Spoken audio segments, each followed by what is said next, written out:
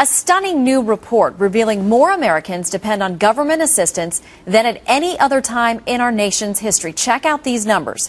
A record 18% of total personal income came from Social Security, Medicare, food stamps, unemployment benefits, and other benefits last year. Income from actual work wages. Well, that accounted for the lowest share of income since they've been measuring these numbers. Chris Direwalt, our Fox News digital politics editor, and Stu Varney from the Fox Business Network join us now. Gentlemen, thank you for your time. You bet. All right, Stu, I want to start with you. From an economic standpoint, how did we get to these numbers? Okay.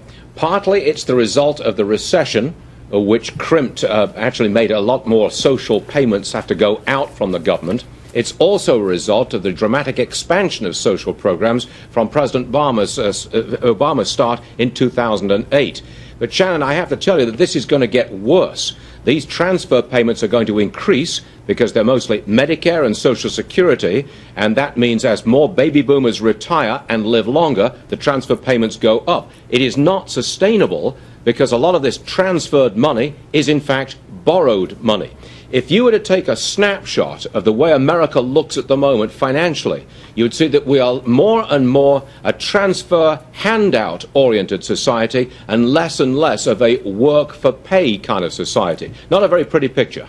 All right, Chris, let's talk about the political side of this, because when you have people who are relying so heavily on the government and you've got two parties, one's talking about continuing to sustain them and the other is saying it's time to cut those programs, how does this play politically?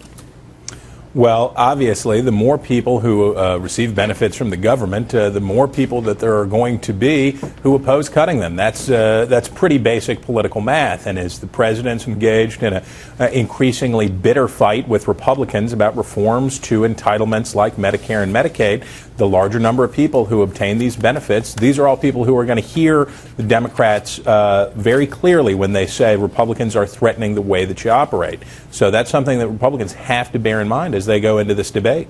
Well, I thought it was interesting. A poll out from Rasmussen Report said that 61% of people prefer a government with fewer services and lower taxes versus one that has higher taxes and more services.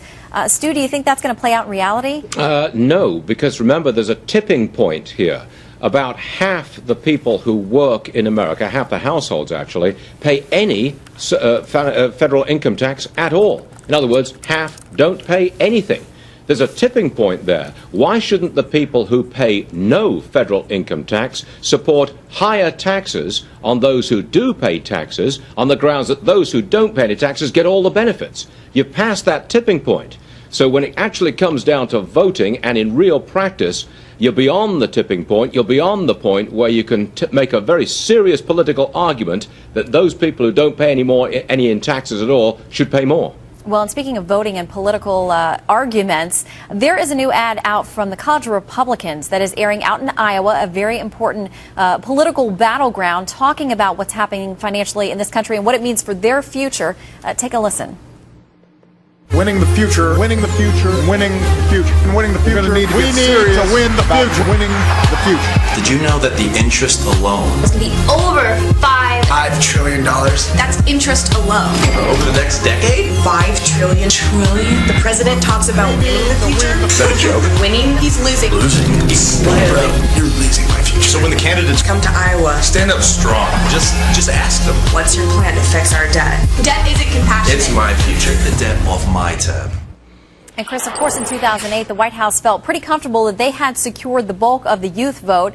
Is this ad an anomaly, or are attitudes changing among younger voters? Well, probably the biggest attitudinal change among younger voters is the return of apathy.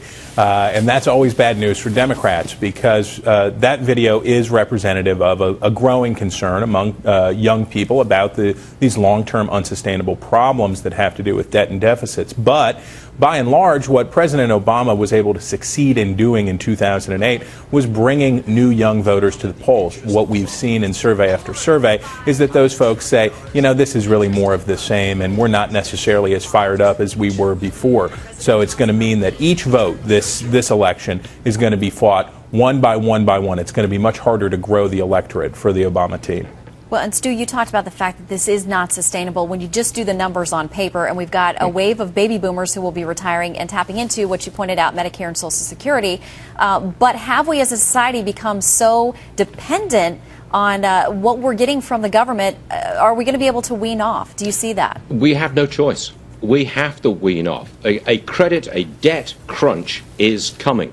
You cannot keep running deficits of $1.5 trillion a year as far as the eye can see, simply because foreigners and Americans won't lend money to the government in those circumstances. So a crunch is coming. You can have all kinds of agreements about cutting spending, but if you don't get real drastic spending cuts and entitlement programs under control, if you don't get that, the market will do it for you. You will have a debt crisis, and it's not that far away. All right, you say agreements. We'd like to see more of that. We have plenty of disagreements, but gentlemen, you seem to agree on where we're headed. Chris Stirewalt, Stu Varney, thank you both. Sure. Well, new fallout today over President